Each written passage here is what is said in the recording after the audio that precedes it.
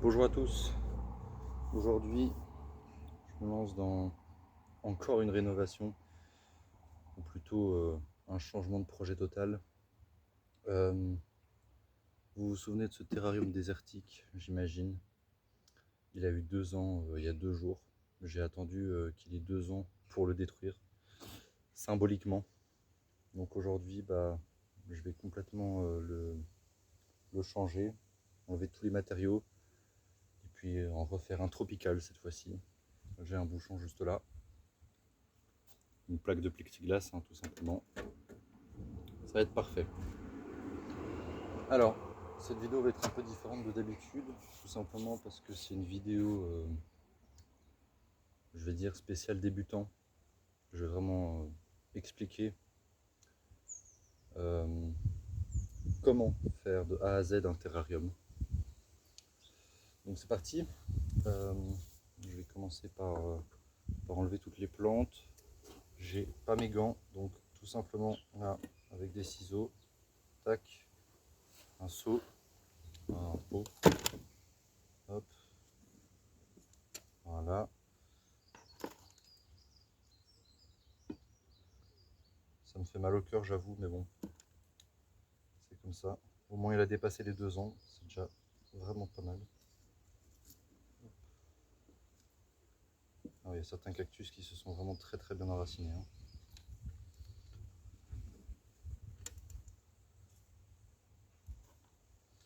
Alors, ces cactus, je vais, je pense, les brûler. La prochaine fois qu'on fait un feu. Waouh! Ah ouais, le colosse. La prochaine fois qu'on fait un feu, on va les brûler. Comme ça redevient de la cendre. Et je vais pouvoir les remettre à la terre. Le cycle naturel. Hop, nickel. Vous savez quoi? Hop, tac. Regardez, ça c'est une crassula.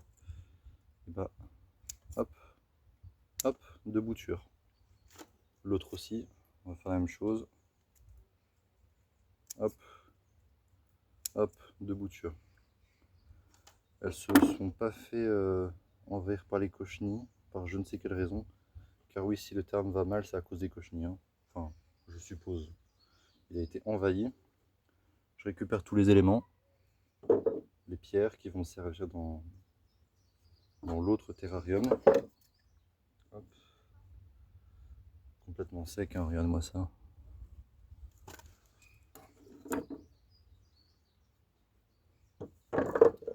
Là, on a le voile d'hivernage que j'avais utilisé pour séparer les cailloux de la terre.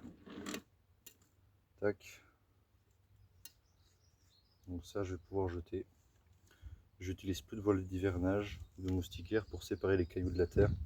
Vous allez comprendre pourquoi après. Voilà. Maintenant, comme la terre est super sèche, je vais pouvoir la tamiser et récupérer les cailloux.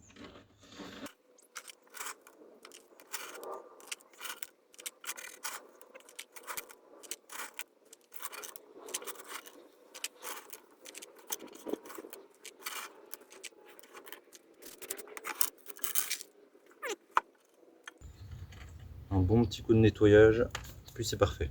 Voilà, le bac est nettoyé. Alors, la première étape. Alors, vous pouvez mettre de la pouzzolane, dans le fond, des gros graviers comme il y avait au fond là. Mais moi, ce que je vous conseille, c'est plutôt ça. Alors, je vais décaler le bac. Voilà. Ça se trouve très facilement en jardinerie. C'est du gravier pour aquarium. Et c'est très pratique parce que vu que c'est tout petit, en fait on n'a pas besoin de séparer avec du voile d'hivernage ou de la moustiquaire. Donc Donc ça reste très naturel, pas besoin de mettre du tissu dans de la terre. Moi je trouve ça beaucoup mieux. Donc c'est ce que je vous conseille. Après si vous voulez mettre de la poudre de lane vous pouvez, mais bon. Moi j'aime bien que ce soit bien net, bien propre, vu que je suis perfectionniste. Donc c'est pour vous simplifier la vie.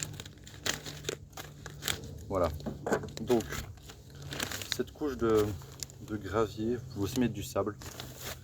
Ça va servir pour le drainage. Car ce qu'il faut bien comprendre, c'est que c'est un environnement fermé. Donc ce sera toujours la même eau qui va être utilisée. Et donc il faut bien qu'il y ait un endroit pour la stocker en fait. Sans que ce soit dans de la terre. Parce que sinon ça risque de pourrir, de ne pas sentir bon. Donc une couche de drainage, ça peut être du gravier comme je fais là, ça peut être de la pouzzolane, ça peut être du gros gravier, ça peut être du sable. Mais une couche de drainage, c'est très très important. Avant je le faisais pas et mes terrariums, je peux vous dire qu'ils tenaient pas très longtemps. Allez, ils tenaient 1-2 mois sans couche de drainage. Donc c'est pas ouf. Donc voilà, une couche de, allez, 2-3 cm.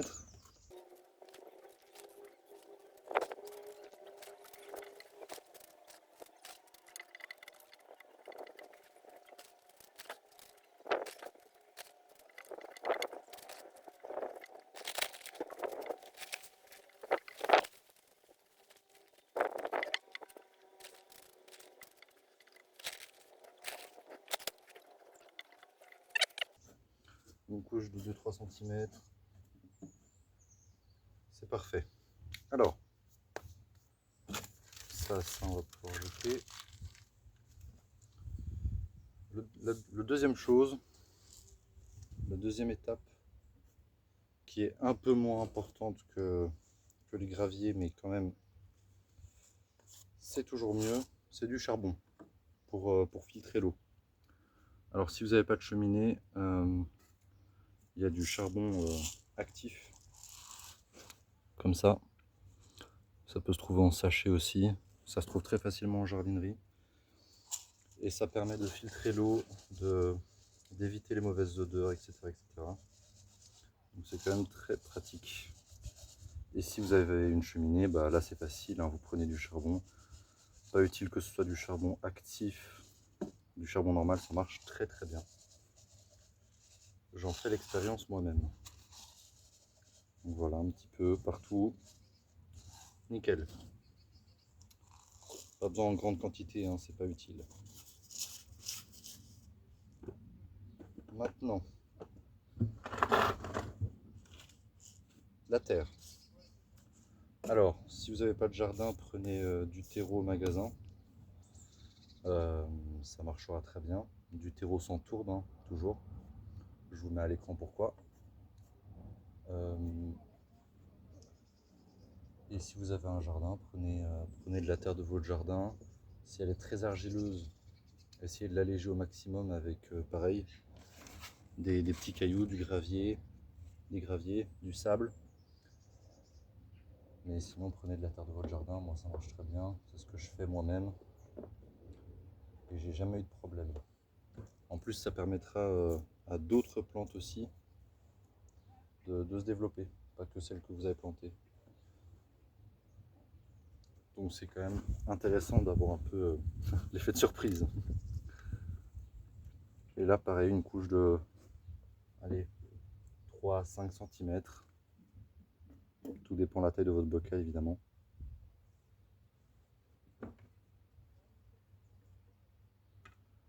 Et là, vous voyez, hein, c'est directement bien net, hein, les graviers et la terre.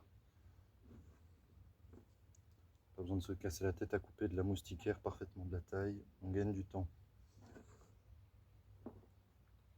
Parfaitement de la bonne taille plutôt. Alors, moi j'ai cette branche là que j'ai envie de mettre. Mais je pense pas que je vais la mettre.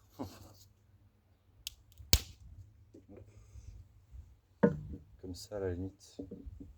Si vous avez des éléments décoratifs assez volumineux, autant en profiter tant qu'il n'y a pas toute la terre de le mettre. Ça va vous permettre de le fixer.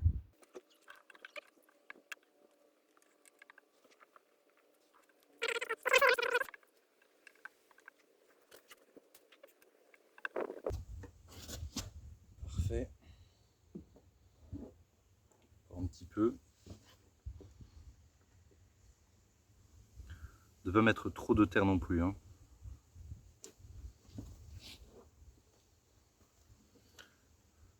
Je pense que là, ça suffit. C'est à ce moment-là que vous pouvez décider de mettre une pente ou pas. Moi, je pense pas que je vais le faire.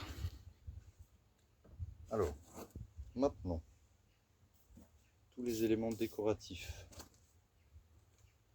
Alors, vous pouvez décider de mettre d'abord les plantes et puis après les éléments décoratifs.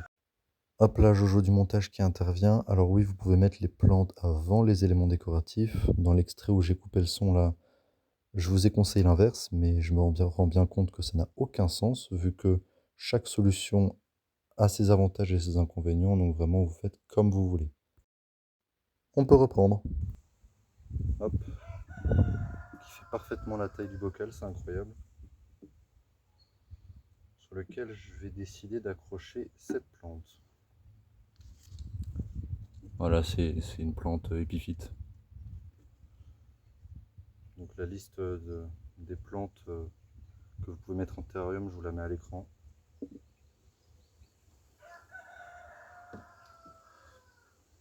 Alors, on repasse ça dans le coin. Hop. Ah d'accord, il vient sans son. Hop. Nickel. Alors moi je vais quand même décider de mettre une petite pente, car j'ai une plante rampante et j'aimerais bien qu'elle rampe. Donc mettre une pente comme ça. Hop. Parfait. J'ai une petite plante comme ça là. Hop, qui va ramper. Celle-là on va la mettre là. Hop. Ouais, là. Tac.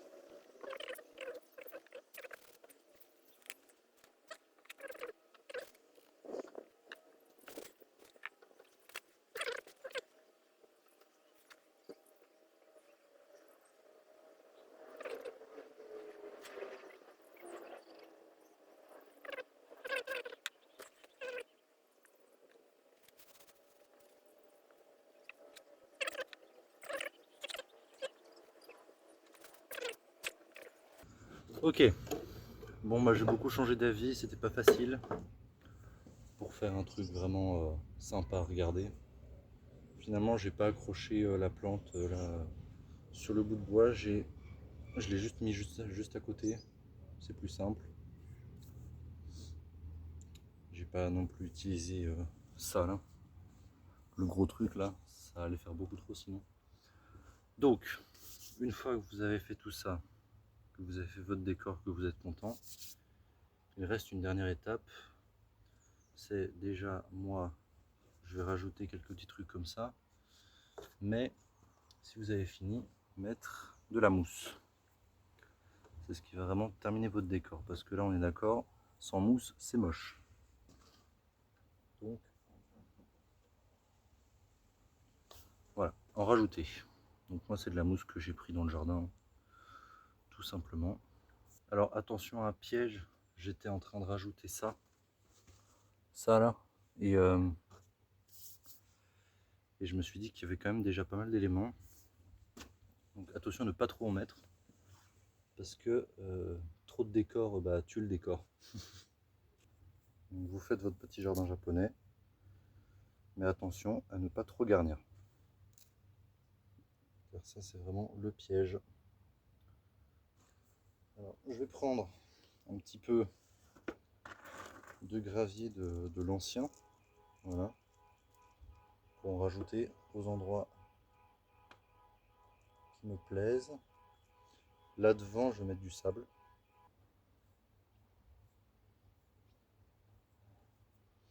Vous pouvez vraiment mettre tous les trucs naturels qui vous plaisent, hein. Évitez du sable coloré, des trucs moches. Prenez vraiment des trucs au naturel le plus possible en tout cas.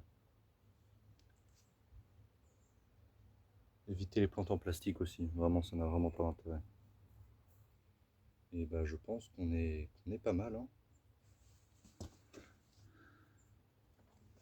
Ça, ce syngonium que j'ai pas utilisé, il va partir avec mes plantes d'intérieur qui sont en extérieur. Celle-là aussi. Voilà. Un petit peu de sable. Et voilà, le projet est terminé. Donc si je résume, une couche de gravier ou de cailloux, n'importe, pour le drainage, un truc où l'eau peut aller, peut se stocker en fait, du charbon actif ou pas, une couche de terre. Donc si vous avez de la terre argileuse ou pauvre, il faut l'enrichir ou l'alléger avec du gravier ou des petits cailloux ou du sable. Et puis par-dessus un décor avec des trucs naturels au plus possible. Évitez le gravier coloré artificiellement, comme je vous ai dit plus tôt. Privilégiez des trucs naturels. Évitez d'aller prélever trop en forêt. C'est pas très légal. Donc prenez des trucs de votre jardin si vous avez un jardin. Sinon, allez acheter au magasin ou prélever en forêt, mais avec soin et parcimonie en respectant l'écosystème. Voilà, il reste une dernière chose à faire, c'est l'arroser. Donc je vais vaporiser. Et puis je vais laisser ouvert 24 heures pour que ça se régule un petit peu, pour que les plantes s'adaptent. Donc je vais arroser un bon coup. Et puis normalement, en termes de fréquence d'arrosage, on tourne sur quelque chose comme un arrosage ou deux par an. Ce qui est pas mal, on peut partir en vacances sans stress. Voire même un arrosage tous les 2 ans. C'est possible aussi si c'est bien géré, si l'humidité est bonne. Pour ça, il suffit d'observer, hein. Si les mousses sont vertes, bien vertes, si les plantes sont encore en bonne santé, pas besoin d'arroser. Regardez un peu aussi l'humidité de la terre. Si la terre est bien humide, pas besoin d'arroser. Et si vous voyez que c'est un peu sec, vous remettez quelques coups de vaporisateur. Mieux vaut pas assez d'eau que trop d'eau. Parce que, bon, de toute façon, il y a la réserve d'eau, mais quand même, mieux vaut pas assez d'eau que trop d'eau. Donc arroser un petit peu et observer. Observer. Le mot d'ordre. L'arrosage. Pour l'arrosage, prenez idéalement de l'eau de pluie, ou sinon de l'eau déminéralisée ou de l'eau du robinet, reposée au moins 24 heures, pour que le chlore, le calcaire, tout ça s'évapore. Donc moi je vais mettre allez, la moitié voire l'entièreté du vaporisateur. J'aime bien arroser une bonne fois au début, puis après laisser faire pendant facilement 1 an ou 2. Donc moi c'est de l'eau de pluie. Et le calcaire en plus a tendance à boucher le vaporisateur. Dernière petite chose pour l'entretien, mettez votre terrarium près d'une fenêtre, sans soleil direct, ou bien s'il est équipé d'une lampe, vous pouvez le mettre où vous voulez. Et aussi s'il fait plus de 25, au-delà de 25, soyez attentifs, au-delà de 28, 30, vous pouvez ouvrir le couvercle pour éviter que ça surchauffe parce que vous n'avez pas fait tous ces efforts pour vous retrouver avec un terrarium d'épinards. C'était pas vraiment l'objectif. Voilà, bah, j'espère que vous avez apprécié cette vidéo. Moi je vous dis à très bientôt, n'hésitez pas à liker, à vous abonner. Je le dis pas souvent parce que j'aime pas insister, j'aime pas faire du chantage. Mais ça me soutient énormément pour continuer, donc n'hésitez pas à le faire. Et moi je vous dis à très bientôt pour de nouvelles aventures. Ciao ciao.